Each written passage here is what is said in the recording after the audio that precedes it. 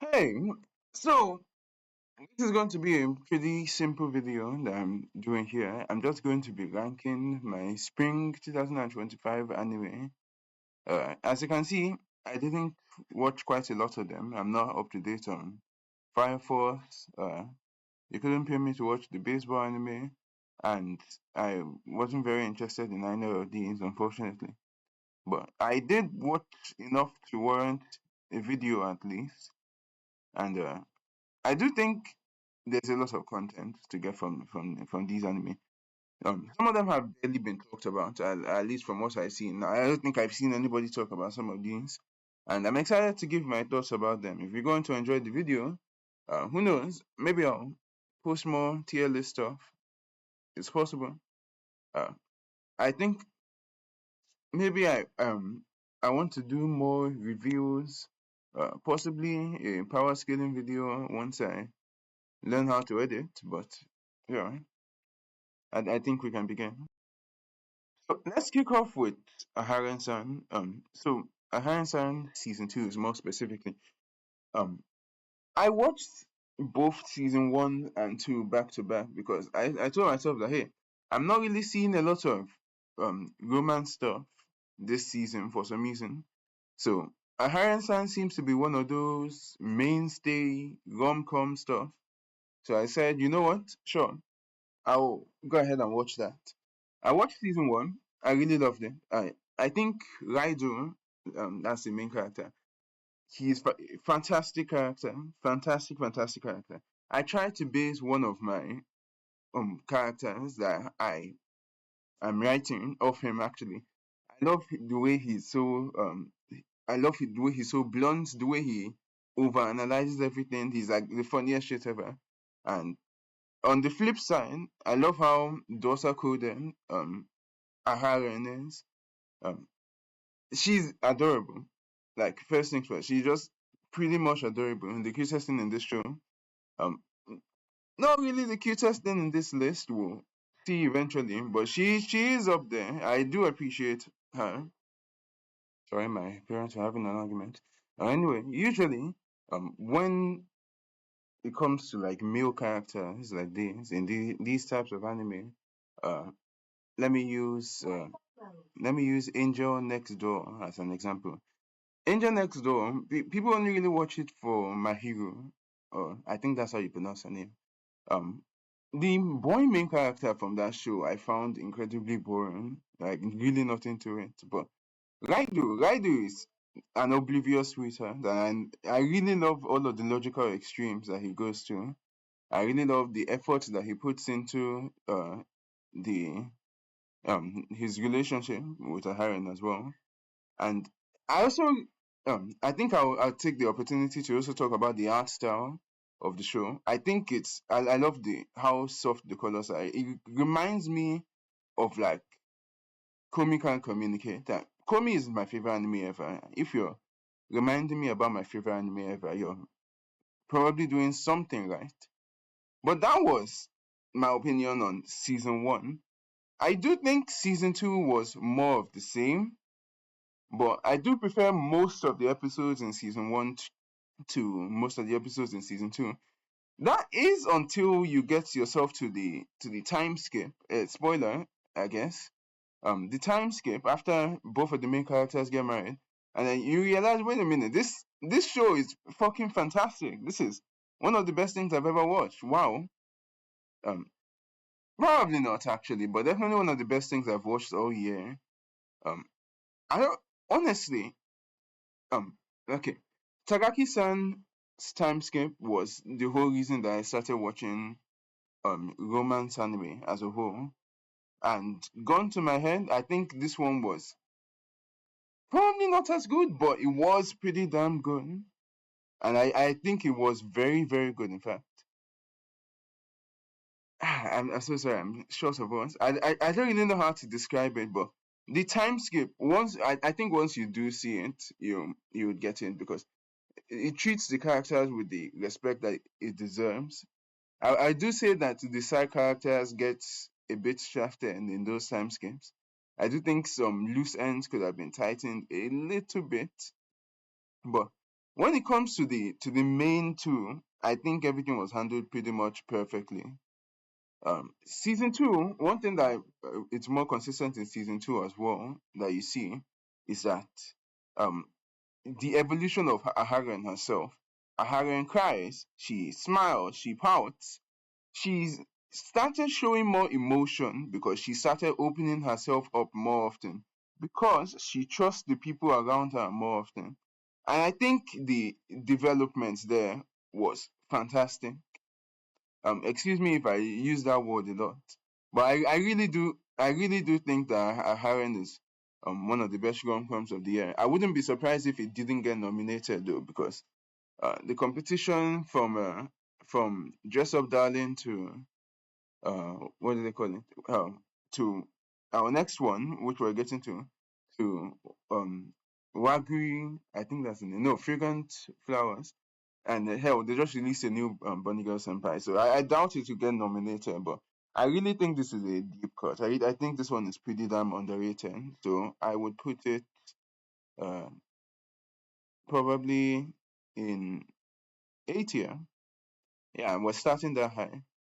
So now that we're moving on to which watch, I think this is a good time to clarify that these are my personal opinions. Um, if you want objective opinions, I can make a separate video for that, sure. But these are my personal. How much did I enjoy them? So that being said, uh, I don't think I enjoyed Witch Watch that much, unfortunately. Now, Witch Watch is one of the most popular new gen manga ever, and the adaptation shows it. You can tell it's filled with so much lore, from the gags to the art style to the they got fucking Yuasobi to make their opening. But I think the main issue that I have with Witch Watch, despite the fact that it gets everything else correct, is that for a comedy show, I did not find it funny at all, and it's a shame. It's very wholesome, it's very witty, but just like Nichiju, which I also didn't really find very funny, it has that great production, it has that good soundtrack, it has that writing, but I don't think I found it that funny. It's good, it does everything right, it's possibly one of the best ones in the list here, but I think I don't personally eh, enjoy Watch that much. I do think it's a very good show overall, but I would probably put it in, I guess, B. Yeah, I think that's good. MHA Vigilantes, hi. This show was everything that you could have wanted from the MHA Vigilante manga. I never read the manga before. I don't read manga because I don't like spoiling myself for anime. But my friend who does read the manga, who did read the manga rather, um, was pretty anticipated for this one. It's MHA. MHA is my second favorite anime of all time. You know how I feel about Izuku Midoriya if you check my Twitter.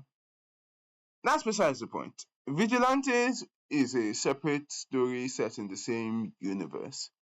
And hey, just like MHA before it, I think it does everything. Now, if I were to rank objectively, I think Vigilantes would probably be the second best overall. Probably, I won't spoil, but but my mouse is hovering right above it.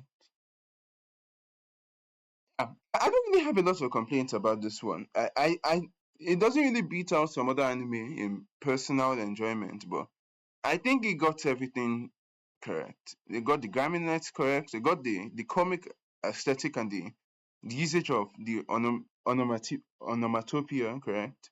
I'm sorry if I sound like this. This is all offhand. I don't usually script my videos at all. I usually just speak from my mind, like in general. I don't even have like notes or anything to pull up. This is just coming out from my mind. Yeah. Um, Also characters. We love our characters. Characters in this show were very good. Koichi is very awesome. He's a very reliable guy, as they would say. And Nokudosta is also pretty freaking awesome. Probably my favorite character in the show, Nokudosta.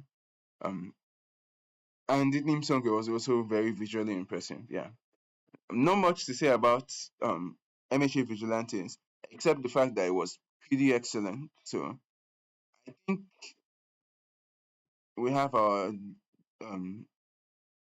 probably put that in A as well. Yeah, yeah, we have this one. Uh, Let me quickly look up the name again because I don't remember. I do know this is the one with Himari. Once I get the name, I'll probably remember everything about it. Uh, Hang on. Yeah, yeah. Can a boy and girl friendship hold up? Okay, so let's get the positives out of the way first. I think I like the character designs in this show. I like how Himari looks. I like how Rion looks. I like Yu is also here. The other character designs for the adults as well, I think were pretty awesome. I think but yeah, considering this is like an anime based off flower designs and stuff, I would think that the designs of the characters themselves would be pretty okay. So yeah. I would also like to point out that the theme song from this one is my third favorite from the list behind Anne Shirley and which one? Which is to be expected because again you are so big. So now that we've got the positives out of the way, let me be clear. These opinions are not from Gigok. I made these opinions myself before I watched the video. Yeah? I do not get my opinions from YouTubers.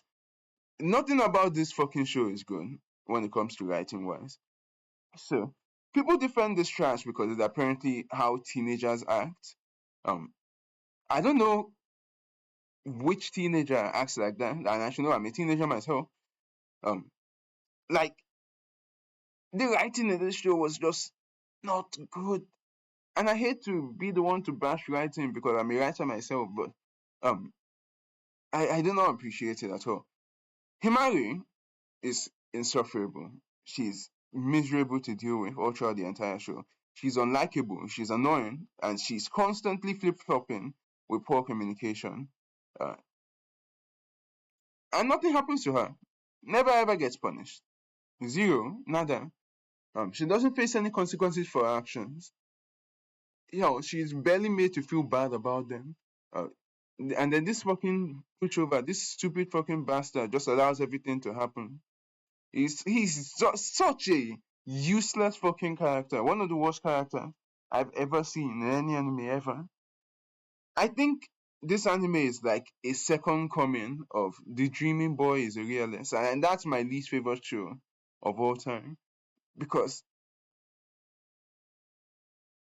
the main character, the MC, he's such a pushover, and he allows the girl to just do whatever he wants to do. No, that's not what happens in The Dreaming Boy at all.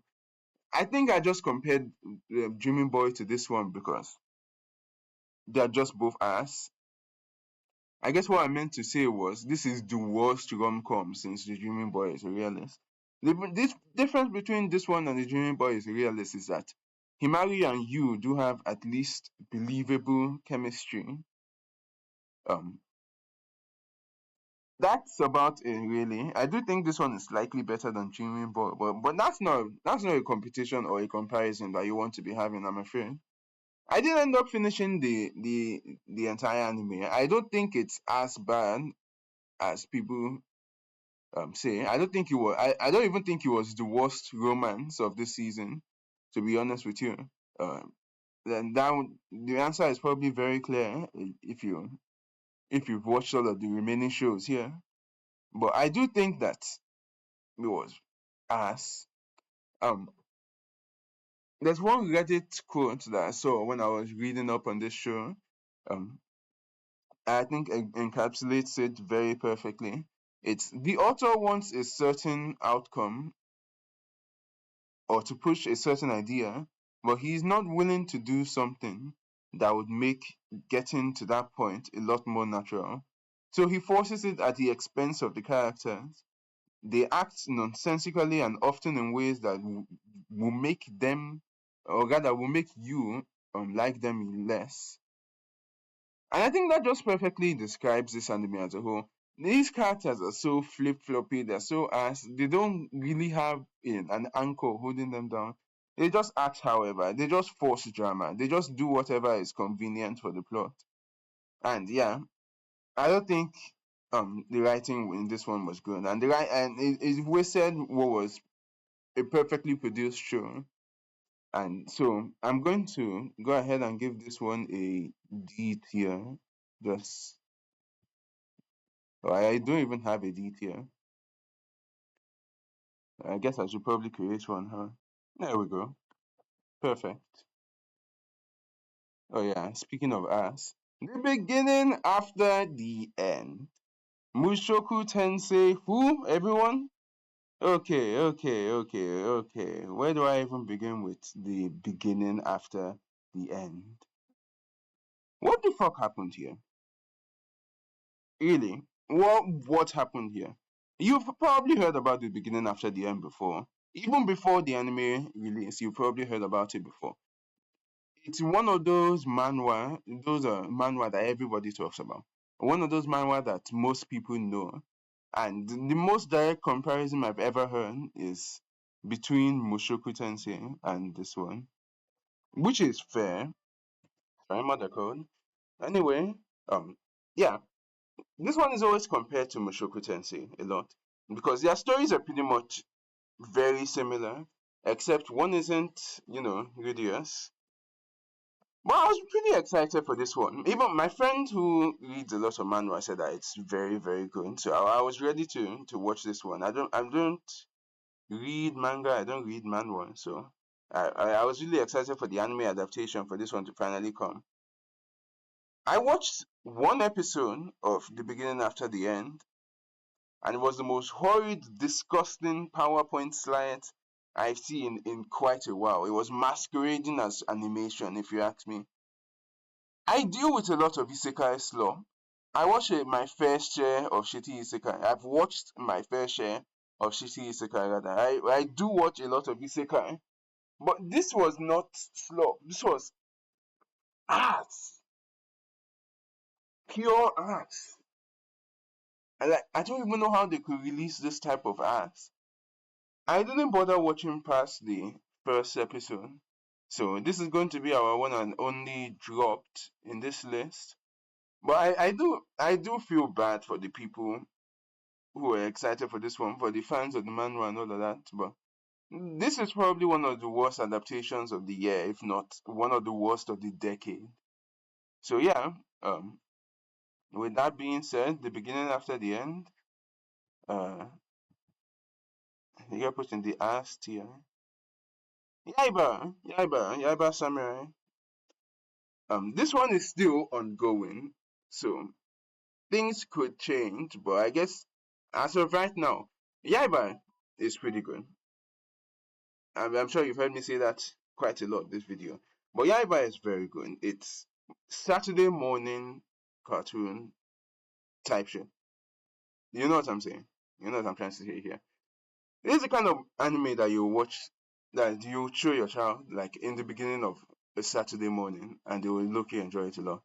It just has that old anime vibe. It has that Dragon Ball, like OG Dragon Ball vibe. That's what I can get from it.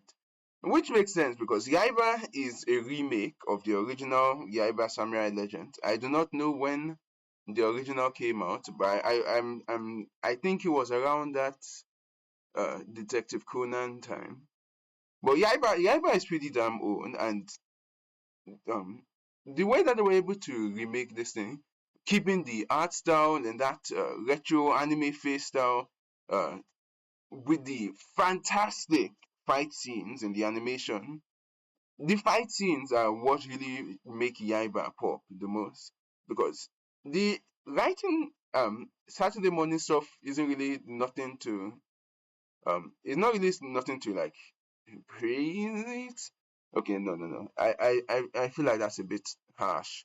But I wouldn't say that the writing or the uh like the general vibe of the show is exceptional, but the animation and the art style raise Yaiba to like a far higher level than it should be.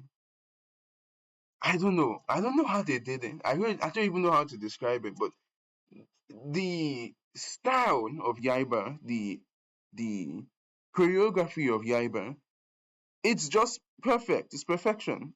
It's very, very good. That being said, I think Yaiba has a very good shot. I think if he was to be nominated for anything, it would probably be like action anime or the air, but those spots are usually reserved for shonen shit. So I doubt Yaiba is going to show up at all in the anime awards. Not like it to matter much. But yeah, Yaiba is very good. Uh, is he A tier good? Probably. Yeah. Uh, this is Cooling Generic Romance. Uh, I watched this one because uh, art style and also this woman. Yeah, no need to be shameless here. Cooling Generic Romance. Not really much to say about this one, unfortunately. Banger art style, banger mystery. Uh, I do think it was rather confusing, rather evasive for majority of the runtime. This one, like things weren't piecing together at all for me, and maybe that's just my um critical reasoning declining. But oh well. I did see that apparently they cut out some stuff from the manga or is it manhwa? I don't know. I can't tell where this one was made in, but I do think see that they cut out a bunch of stuff, which definitely didn't help with my confusion. But yeah, apart from that, I don't think I can list any glaring problems with this one off the top of my head. I don't think this is one that needed any show-stopping animation. I don't think it was one uh, that needed anything exceptional really. And he also had itself a half decent theme song, so that also helped. It's a good, nice little adaptation about grief. Uh, but they should probably add that missing chunk on the anime. I think it's very good. I don't think I've seen anyone talk about it, which is pretty unfortunate. But I do think it's a very, very good anime. I would put it in B alongside Witch Watch. I don't even think any anime is going to go in C tier. Okay, no. There's a good answer for that. Moving on to the Shurinji family. We don't really need to waste time here. I can just start my rant. You know, one of the first anime that I ever dropped in my life was Rent a Girlfriend. Why? Because Rent a Girlfriend was us. And somehow what is it? Reiji Miyajima, I think that's his name. Miyajima just cooks dog shit all the fucking time. I don't know how he was allowed to write a second manga. And not only did he get to write a second manga, but it got adapted before Komi Can Communicate season 2. Why? Why are we allowing this guy pick up a pencil? Don't you think it's a bit unfair? Hmm? How come he gets to pick up a pencil, but I have to wait how many more years for Komi? Regardless, if you've heard about the Shurenji family, I think the premise is as bad as it sounds. Basically, we have 6 siblings, and their father finds out, tells them rather, that none of them are actually related, and all of these hijinks happen. So, yeah, it's a harem, somewhat. Imagine like the quintessential quintuplets, but um, horribly awful, pretty much. Man, it's physically impossible to see any chemistry between any of them. Uh, see, Mayajima, I think, actually tried in this department. The writing wasn't awful. Let me not demean it completely. Like what was there was okay, was certainly better than Rent a Girlfriend, if you ask me. The problem is that you can't see any chemistry between them. I can't take anything seriously, from any emotional moments to any heartwarming moments, quote unquote. You know why? Because they are fucking siblings. It doesn't matter if they're not biologically siblings. It just feels weird overall. There's just no chemistry for me to see here. I don't know why someone can't just eat all of the writing materials in Reiji's house or Majima's house. Majima, Meiji? I don't know, man. Yeah. I wish they would just take all of the production value in this one and just give it to Space Isekai. But yeah, this was hot ass. Um, I think overall the worst show of the season, excluding this one, yeah, it was bad. This was bad. I did not enjoy that at all. I wanted to save this one for a bit later, so we're going to do Brilliant Healer next, which we're obviously going to slot in C tier. Brilliant Healer is our resident shitty isekai of the season. Um, Not really much to say about it. Um, okay, it's not isekai, it's fantasy. Shitty isekai, shitty fantasy. What's the difference? They're all hidden dungeon at the end of the day. The unique thing about Brilliant Healer is that compared to the average shitty isekai, it actually looks pretty alright. It looks no, not pretty alright. Pretty alright is how the average shitty isekai looks. This one looks good. Like it could pass off as like a good adaptation. The healing effects look good. The fight scenes, when they do happen, actually do look decent as well. Uh, I don't know, maybe it's money laundering or something. It's not like Vigilante's level of budget and polish, but I mean, probably around these two's level of polish, and that is insane for the average shitty isekai. I honestly was gobsmacked. I was just expecting another shitty isekai. I didn't expect it to look decent, like 7 out of 10 looks. Everything else is exactly as you expect. It's pretty isekai like. Not really much to note because if you've seen one, you've seen them all. Not to demean this one completely, but yeah, not a lot of leaps and bounds. Was solid enough to not sink further down the pile of the shitty isekai, shitty fantasy thing. Yeah, Brilliant Healer, fantastic. I think we can go with the Unaware Atelier next. Now, this was the first seasonal that I started, and I guess from the name you can probably already tell what this is about. Kurt, that's our main character. This guy is the Unaware Atelier. Got her. He's from an overpowered hometown and happens to be the weakest person there. Due to that, he thinks that he's incredibly weak when he is in fact incredibly fucking overpowered. So, if you've watched Dungeon Boonies, that's the one with Lloyd Belladonna. Suppose a kid from the Dungeon Boonies, yeah, that's the name. It's basically the same thing as this, but this one is more magic based and less funny. The advantage that this one has over that is that the budget is $50 instead of $20. Yeah, the other way to the master doesn't really have a lot to say. He thinks he's insatiably weak. He developed some pretty bad confidence issues. Um,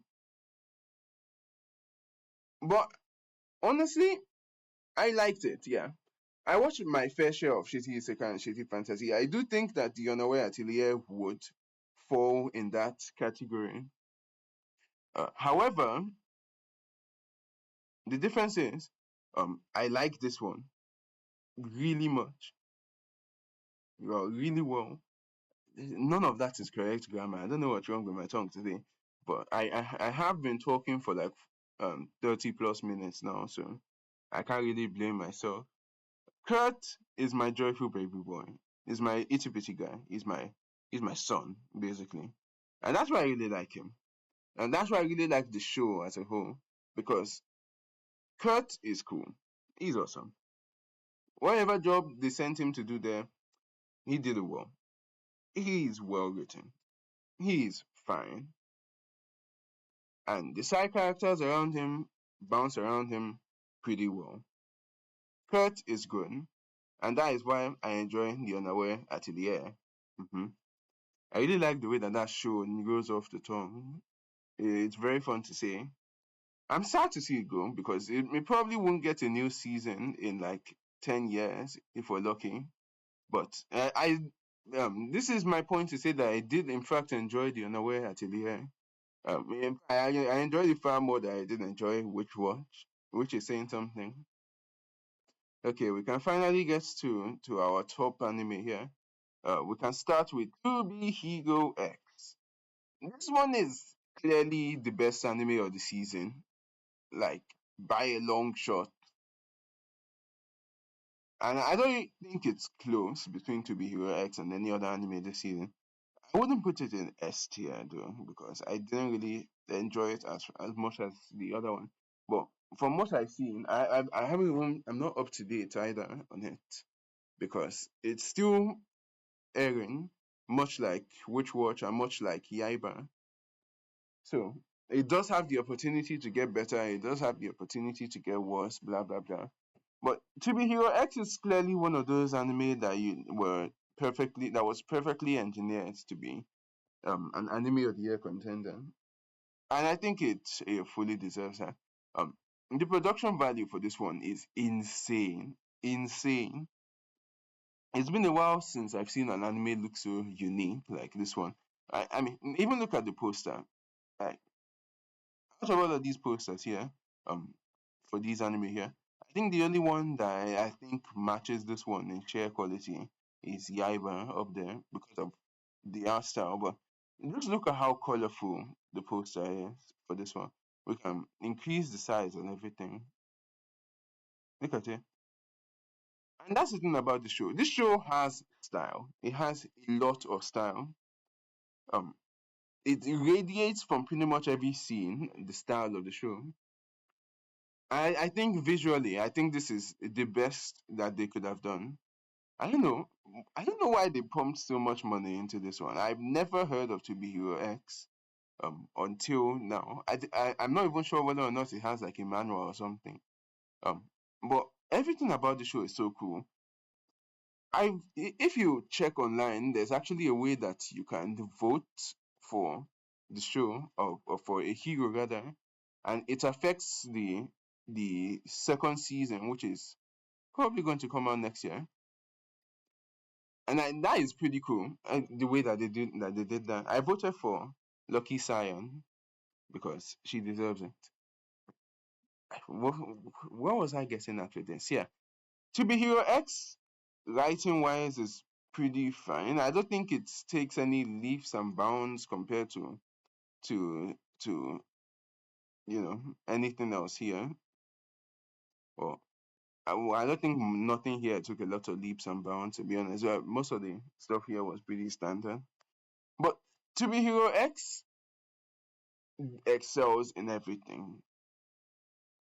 I don't think there's a single issue that I can point out in good faith from To Be Hero X. I just think it excels in everything.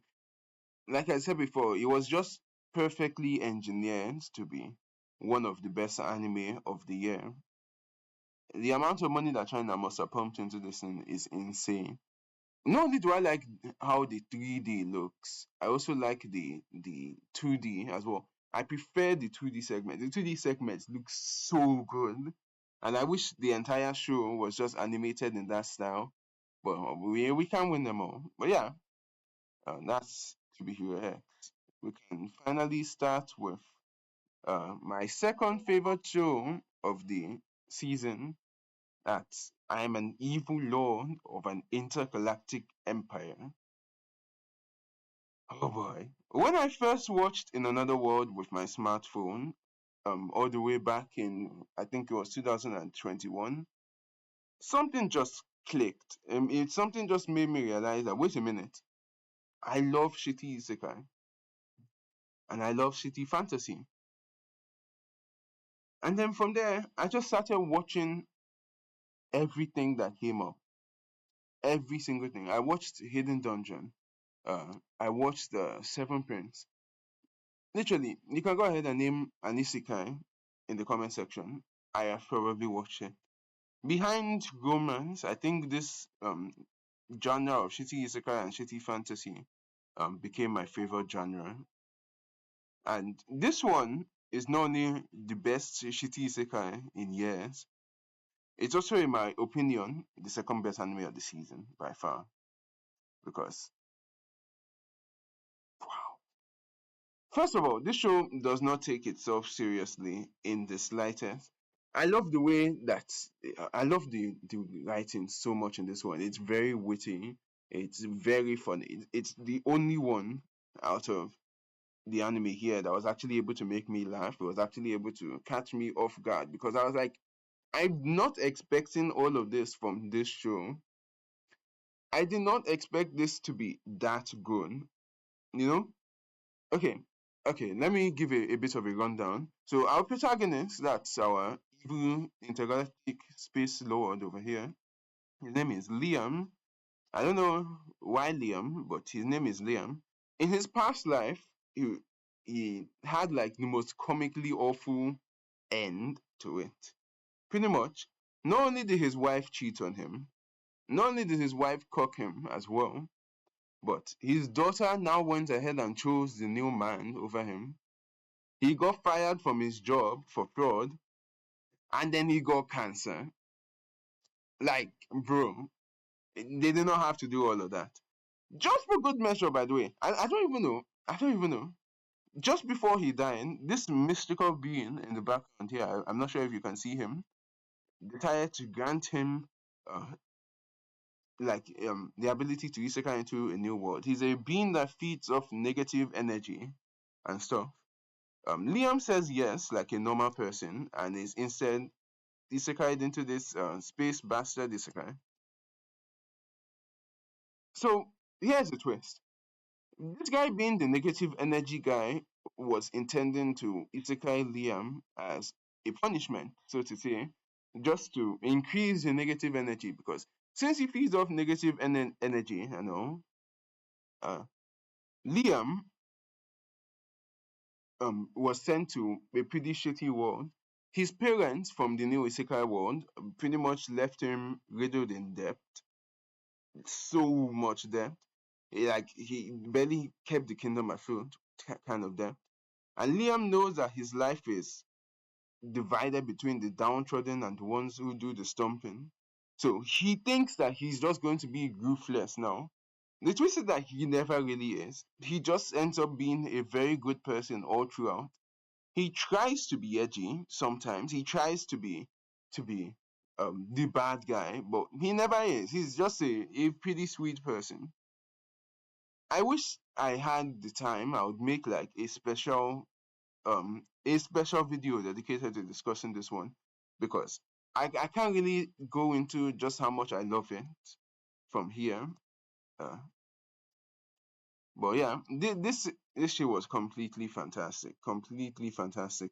Not only is Liam perfectly funny and self-aware, not only is he a perfect protagonist, not only are his dynamics with the rest of the cast, especially that his master back there, and this is Gilbert, his wife, Maggie.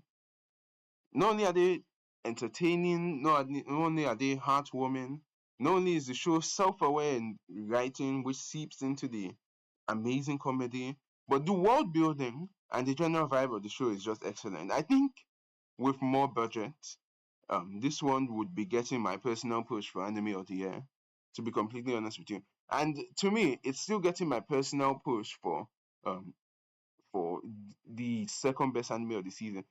I don't know. I just think they got everything right here. I wish they took Stringy Family's budget and just gave it to them, but I think Intergalactic, Evil Space Lord, blah blah blah. If there was any show that I would recommend from this one, it wouldn't be this. No, it would be motherfucking Ad Shirley. Oh my goodness gracious me! This is the anime of the year right here.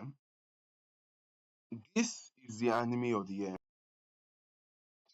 I remember seeing a YouTube short back then that was like, oh, an anime adaptation of Anne of Green Gables is releasing. And I was like, hey, that's cool. I've never read Anne of Green Gables before. So I'm sure I've been looking for an excuse to go into it. I've been looking for an excuse to try it. But hey, if there's one way that I can quote unquote read the book, it's anime. Yeah. So I gave it a shot, and it was the best thing I've seen all year. No joke. Let me say this: if Aunt Shirley told me to jump, I would ask her how high. If Aunt Shirley told me to crawl through broken glass, I would ask her how far, just to keep the smile on the glorious daughter's face. That is it. And Shirley is such a bundle of joy. She is such a wholesome package. I don't know what other buzzwords to throw, but this makes me want more novel anime because this is genuinely fantastic. Genuinely fantastic.